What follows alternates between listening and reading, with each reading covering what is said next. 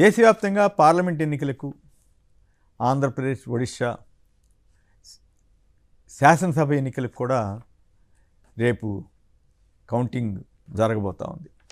So counting సందర్భంగా కొన్ని విషయాలు అన్ని పార్టీలు జాగ్రత్తలు తీసుకుంటాయి. ఈలోపు సర్వేలు వచ్చాయి, రకరకాల గందరగోళాలు సృష్టించడానికి ప్రయత్నాలు జరిగాయి.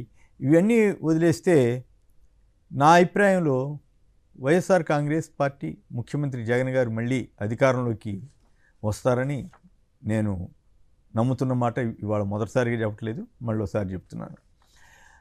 జగన్ గెలవటం అంటే జనం గెలవటం, జగన్ గెలవటం అంటే న్యాయం గెలవటం, జగన్ గెలవటం అంటే పేదలు గెలవటం, జగన్ గెలవటం అంటే ఎల్లో మీడియా చేసిన దుష్ప్రచారాలు ఓడిపోవటం, జగన్ గెలవటం అంటే అబద్ధాలకి చెక్ పెట్టినట్లు.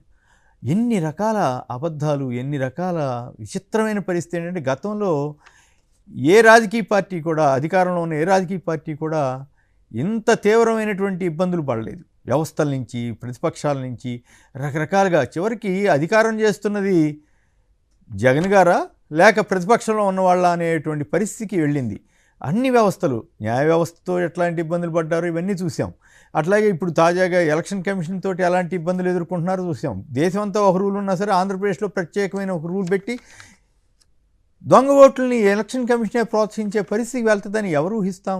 సో ఇవన్నీ కూడా సరే అందుకే పొత్తు పెట్టుకున్నారు తెలుగుదేశం వారు బీజేపీ తోటి అనే వాదన ఎట్లా ఉన్నప్పటికీ కూడా, కానీ ప్రజాస్వామ్యానికి ప్రమాదం అలా వ్యవహరిస్తే, అలా చేస్తే ఎలక్షన్ కమిషన్ కానీ ఇతరత్ర కానీ.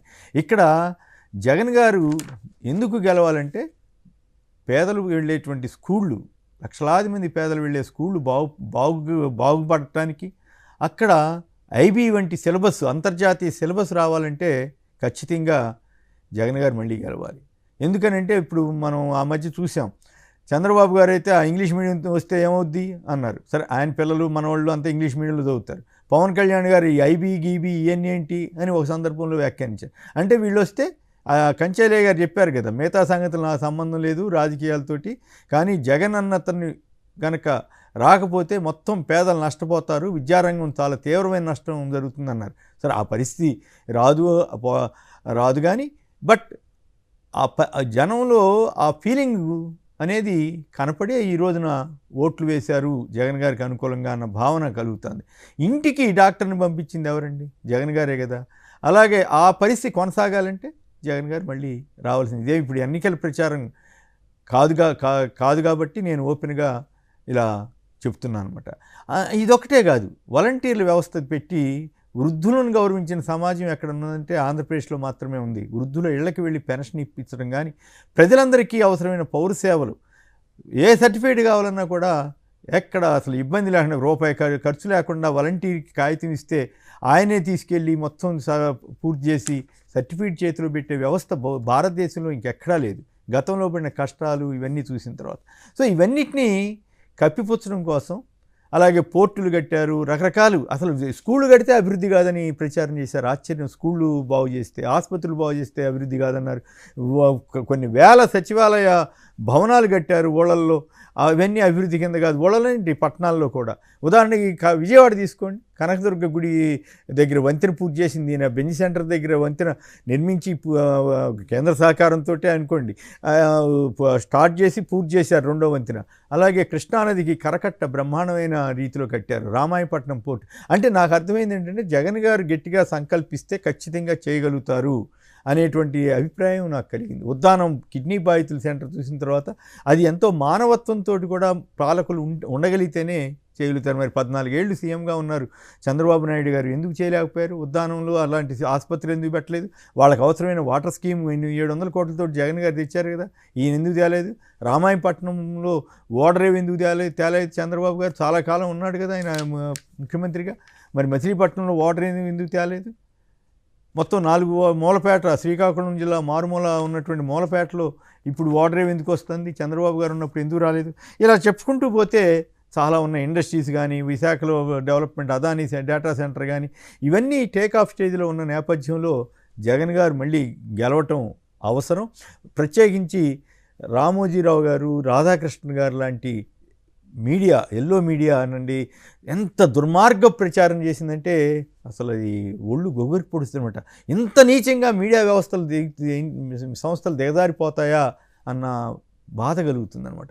నిజానికి నాకు వాళ్ళతోటి ఏమి తగాదే లేదు వ్యక్తిగతంగా, వాళ్ళంటే గౌరవమే, నేను అక్కడ కూడా పనిచేశాను. కానీ పూర్తి విరుద్ధంగా అసలు ప్రమాణాలను గాలికి వదిలేసి కేవలం తమ వ్యాపార ప్రయోజనాల కోసం చేసినటువంటి ఆ పరిస్థితి పోవాలంటే, ఒకవేళ పొరపాటున జగన్ గారు రాని పక్షం రాకపోతే వస్తారని నేను గట్టిగా 100% నమ్ముతున్నాను, అది వేరే విషయం. కానీ for a matter of discussion పొరపాటున రాకపోతే ఎల్లో మీడియానే ఇక శాసిస్తుంది. వాళ్ళు ప్రజల్లో కృత్రిమ వాతావరణాన్ని సృష్టించి కల్పితమైనటువంటి వాతావరణంలో వాళ్ళు ఎవరికి కావాలంటే వాళ్ళని పట్టం కట్టించేయచ్చు. వాళ్ళు ఎదురుగా చేతులు కట్టు కూర్చునే వాళ్ళనే ముఖ్యమంత్రిగా ఉండాలని కోరుకునే పరిస్థితి ఏర్పడింది. సో ఇది దేశానికి సమాజానికి ఏమాత్రం మంచిది కాదు. ప్రజాస్వామ్యం బతికుండాలంటే, ప్రజాస్వామ్యం భద్రంగా ఉండాలంటే, ప్రజాస్వామ్యంలో ఈ రకమైనటువంటి పరిస్థితులు ఎల్లో మీడియాలో చేసినటువంటి అరాచకపు పోవాలంటే ఖచ్చితంగా జగన్ గారు గెలవాల్సిన అవసరం ఉంది. జగన్ గారు గెలుస్తున్నారని నేను నమ్ముతున్నాను.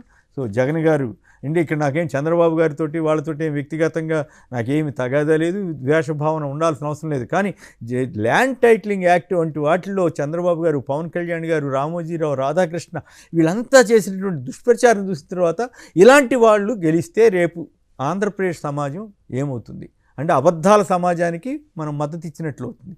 కాబట్టి ఖచ్చితంగా ఆంధ్ర ప్రజలు అబద్ధాల వైపు ఉండరని, నిజాయితీ, నీతి, వాస్తవాల వైపు ఉంటారని, నిజాల వైపు ఉంటారని నేనైతే నమ్ముతాను.